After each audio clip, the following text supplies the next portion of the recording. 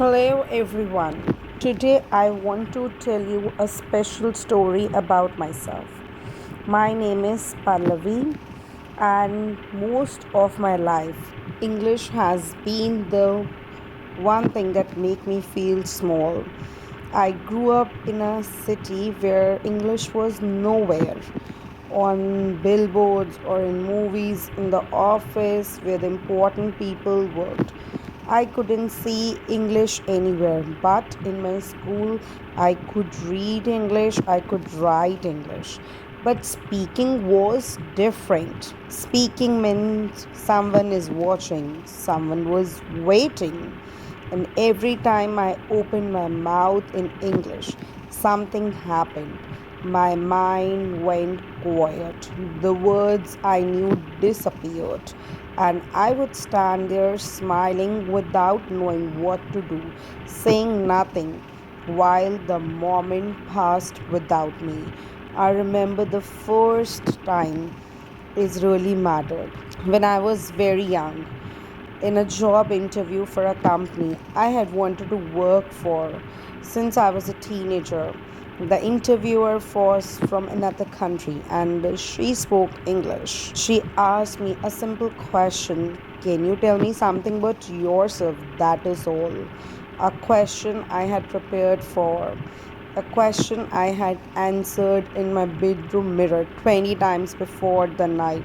But sitting in that chair, under those chair, with her eyes on me, I opened my mouth, and what came out were broken pieces of sentences that did not connect to each other. I did not get the job. I cried on the way home, not because of the job, but because of that moment that showed me. I had been studying English for years, and when it actually mattered, I could not say a single complete sentence about myself. That day was the beginning of something.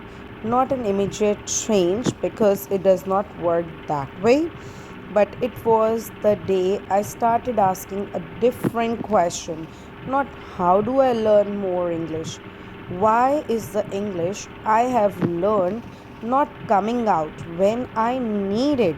And the answer, when I finally found it, changed everything. Here is what I discovered.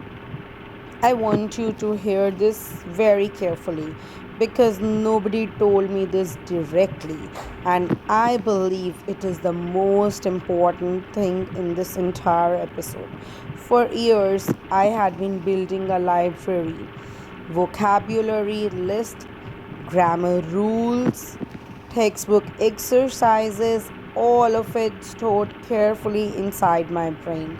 And libraries are wonderful time, and but a library is a place you go to look things up. It's not a place that put books in your hands automatically. When someone asks you a question in English, you do not have time to go to the library. You need the words already in your hands, ready to use without searching. And the only way words get into your hands in a language is through one thing: using them. Not studying them, not reading about them, using them, speaking them, writing them, produce them again and again in real situation until your brain start treating them as information stored on a shelf and started using as a tool without thinking. This is the difference between knowing a word and owning a word. I knew the word nervous. I could define it. I could recognize it in a test. I could translate it. I did not own it until I say it loud many times in real sentences about my real life. I feel nervous before presentations. She looked nervous at the airport. He was nervous, but he kept talking anyway. After enough times using it like that, the word stopped being something like that I have to search for. It became something that arrives on its own when I needed it without any effort at all. That is what fluency actually is. It is not knowing more words, it is owning the words you already have. And ownership only comes from use. Let me explain why this happens actually. What happens inside your brain, because once you understand it, you will never want to go back to just memorizing the words again. Every time you want to use a word in a real sentence, your brain creates a connection, not just one connection between the word and its definition, but a whole network of connections.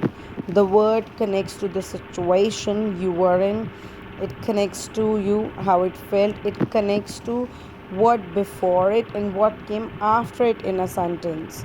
It connects to the sound of your own voice. Saying it, scientists who study memory call this as a rich encoding. And richly encoded information is dramatically harder to forget than simple information. So, when you memorize a word from a list, your brain creates one thin connection. This word means this thing. But when you use that word in your real life, your brain creates many strong connections at once. And those connections hold the word in place. The next time you need that word, your brain does not have to go searching. It feels the situation and the word arrives because it is attached to a memory of a real moment that actually means something to you. Now, I want to tell you something with stories because this is something that changed the way I practice and I learned. Before I changed my method, I studied English the way most people study it: textbook sentences, grammar exercises, vocabulary lists. And the problem with all of these things is that they give you information without giving any real connection.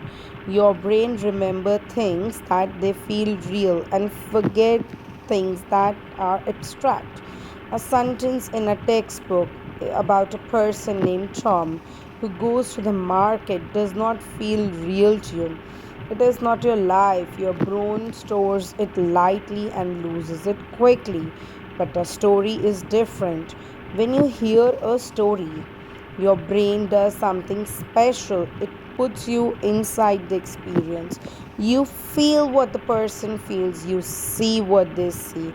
You connect the language to something that has emotion and meaning as well as movement. When language is connected to emotion and meaning, it stays not just for a few days, it stays for a long time. This is why I'm telling you my story today and not just giving you a list of steps. Tips are information, that stories are information, and your brain learns English through experience much faster than it learns through information. So, when you listen to stories in English, you're not just practicing listening, you are doing something much more important. You're giving your brain language that is connected to real human situations and feelings, real problems, and real solutions. And that connection is what makes the language stick inside you instead of sliding away the next morning. So, here is something practical. I want you to finish this episode, and after any story or podcast in English that you listen to in the future, do not just move on to the next thing. Give yourself 3 minutes, just 3 minutes, and in those 3 minutes, tell the story back to yourself in your own words out loud in English. You do not need to remember every detail. You do not use the same words the speaker used. Just tell the main story in your own words. So, in the story, what was the problem? How did it end? This simple action of retelling does something very powerful. It forces your brain to move the language from passive memory, where you recognized it when you heard it, to active memory, where you can produce it yourself. That movement from passive to active is one of the most important steps in language learning, and most people never take it. because they move on to very quickly. 3 minutes of retelling is worth more than 20 minutes of listening the same episode. So I changed how I practice, not the amount of time. I did not suddenly have more hours in my day. I changed what happened during that time. So you have to adjust and schedule your time accordingly. If you're giving 20 minutes in a day, so make sure those 20 minutes are spent wisely. So retelling stories is a wonderful way that help you to bring your English to the next level. I stopped spending most of my practicing in reading and memorizing. So most of the time should be spent in speaking, even when you are alone, even when you feel a bit pointless, even when you feel embarrassed to hear to yourself. Then also keep on speaking, because speaking is very important. Initially it might feel very strange, but slowly and gradually you will develop the habit, and it will give you fruitful results. So usage plays a very important role. As I always mention, knowledge has no power, the action has the real power. So if you could write English, you could read English, but you're not able to speak English, it is truly a lesson for you that now is the real time for you to speak and use English. So speaking can turn the tables for you. Thank you so much for listening.